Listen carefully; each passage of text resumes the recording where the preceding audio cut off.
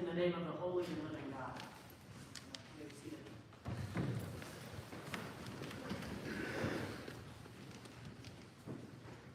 My name is Mother Megan. I'm from St. Timothy's, and I'm so grateful to be with you for the second year for our Thanksgiving celebration between our parishes. And thank you to Reverend Amy and to all people of St. Matthew's for this invitation. It's been a lovely privilege to be with you all. Thanksgiving is one of the few holidays we celebrate as Americans that is not directly rooted in a religious tradition. Although Christian holidays are near and dear to me, of course, I love that this holiday is accessible and inclusive to all.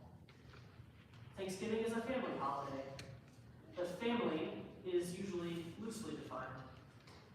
I grew up here in Colorado, and when I was living out of state for school, people would go out of their way to ask if I had a place to go for Thanksgiving, even if I didn't know them very well. It made me feel like I was part of something bigger than myself. Growing up, we celebrated at my uncle's house, and there were always people that I didn't know there. They were friends or coworkers and my relatives, people I didn't have any ties to, but they were warmly invited and had a place at our table. For one day, they were a part of our family. Despite the tensions and arguments that also come with family gatherings, there is a shared and common understanding that it is sacred work to include people with no place to go. Something else that I love about Thanksgiving is that it continues to resist commercialization.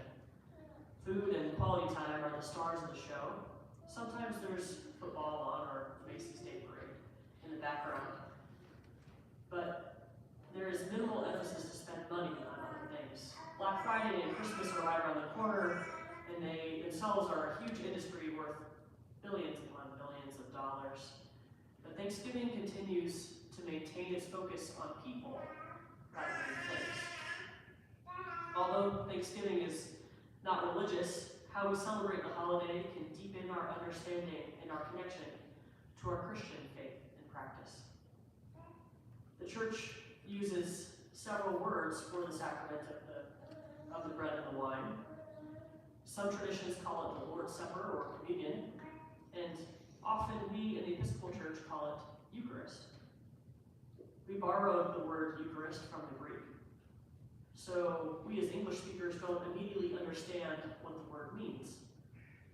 But Eucharist means Thanksgiving.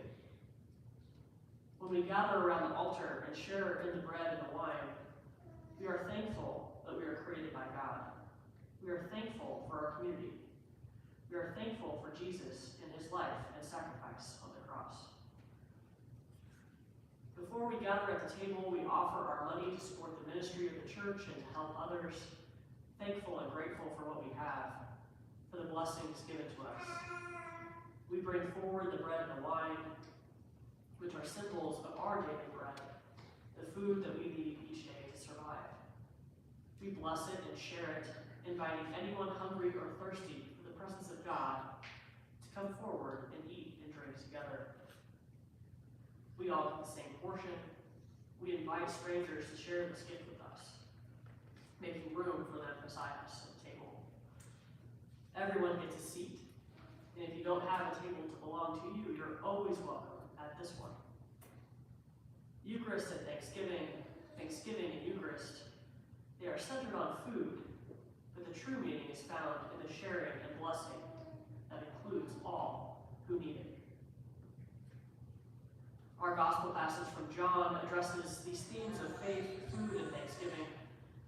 Jesus teaches the crowd to look beyond the physical bread that's in front of them and consider that it may signify something deeper.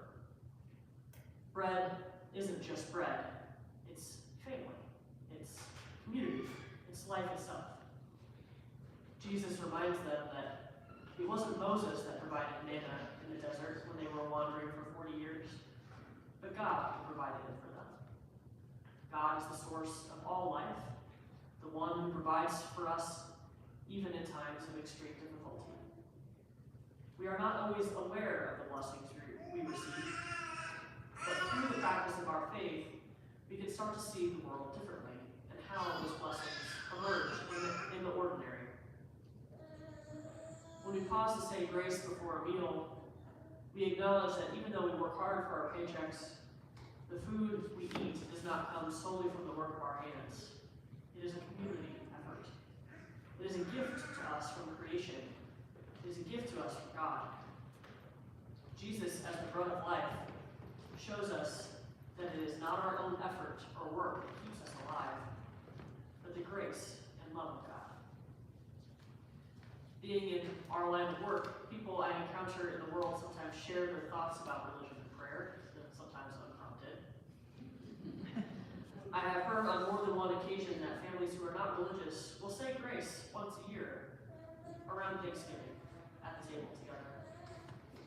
It is the one day that all of us stop as Americans, that we gather people around us and reflect on the grace that has been given to us and express our honest gratitude.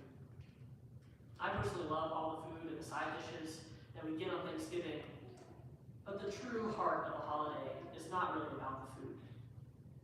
It's about belonging and gratitude. Isn't that also what the Eucharist is about? Jesus tells us not to focus on the loaves of bread, but the bread of life. The bread of life is love and grace, humility and reconciliation, belonging and gratitude. I encourage you to see how much this altar and our Eucharist are connected to your Thanksgiving table tomorrow.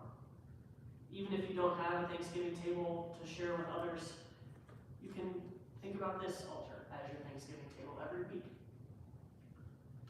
I wonder how we can make the Thanksgiving table and the altar start to look more alike.